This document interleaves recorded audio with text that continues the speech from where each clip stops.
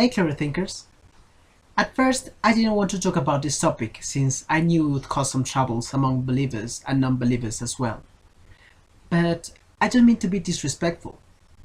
I want people to discover a brighter world.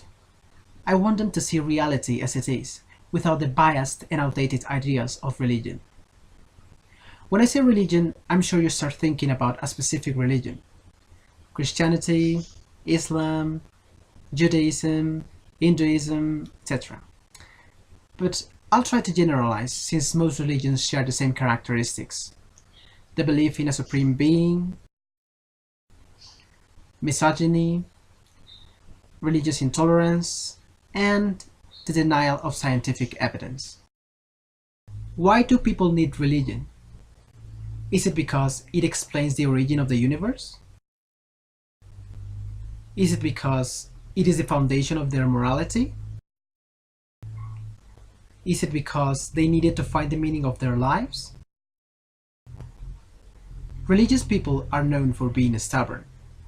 They have been brainwashed to deny any evidence that disproves their religion. Doubt and curiosity are the roots of sin.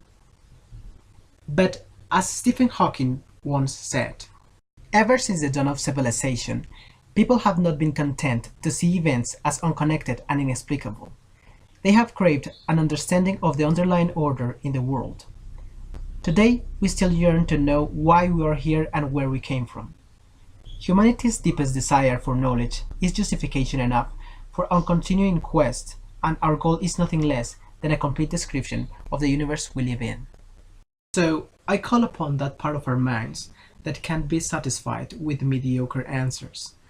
I demand tolerance and critical thinking for the points of view I'll present. If I told you that the universe was created and designed by Zeus, would you accept it? If I told you that all the planets, all the stars, all the immutable laws that govern the universe we live in were designed and imagined by Zeus, would you believe me? If your answer was yes, then I beg you to stop watching this video. Why does an illogical religion make sense to you while the others don't? Most of us were raised by religious parents who didn't consider our opinion regarding religion. They just supposed we would be okay with it. They started cramming our young minds with images about a vengeful God that would punish our sins. What about if they had waited until we were mature enough to understand these topics? For some people, things could have been different. Those people could have seen the world as it is. Their minds wouldn't have been afraid to understand the different theories that explain the beginning of life and the development of our universe.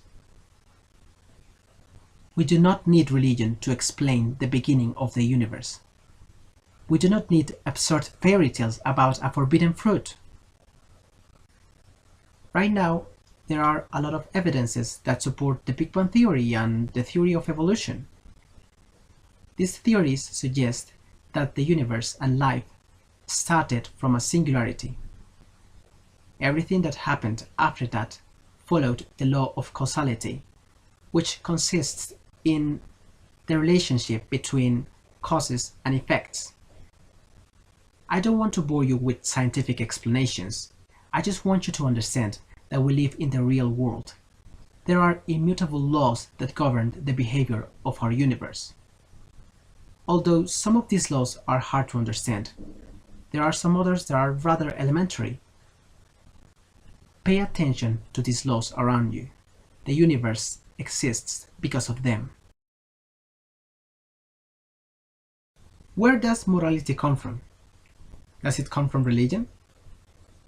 Are we good people just because we're afraid of going to hell? What about if there were no God? Would we still behave the same way? If we study the Bible, the Quran, the Torah, we'll find outdated laws about how to deal with different situations. Societies that were governed by these rules often sentenced people to death, horrible deaths, because of crimes that nowadays would be considered inoffensive. I must admit that not everything inside these books is nonsense. But it's not where morality comes from. The laws that govern our societies were not established yesterday. They started as rudimentary codes of conduct thousands of years ago. They were adopted by different communities and then adapted according to the needs of these groups of people. Here's where the term zeitgeist appears. It is the dominant set of ideals and beliefs that motivate the actions of the members of a society in a particular period of time. The definition of good and evil depends on the context. It evolves through time. Finally, I want to quote Douglas Adams. Isn't it enough to see that a garden is beautiful without having to believe that there are fairies at the bottom of it too? We live in a world full of wonders that amaze our imagination. The fact that some people need to believe in fairy tales to find the meaning of their lives is absurd. We're all different, but I'm sure that whenever we look at the night sky, the stars, the moon, the vastness of our universe, we're moved by how beautiful everything is. Not because there's a God behind it, but because somehow we're part of that mysterious immensity, and there must be a reason for it. We can all do things we love and enjoy the only life we have. We can all share precious moments with people we love until we can't. The fact that there's only one life makes it more special. It makes us treasure every single moment we live. Probably people need religion to escape from fear, but fear doesn't go away unless we fight it back. It can be a difficult life sometimes, but we're strong enough to deal with it. Subscribe for more clever thoughts.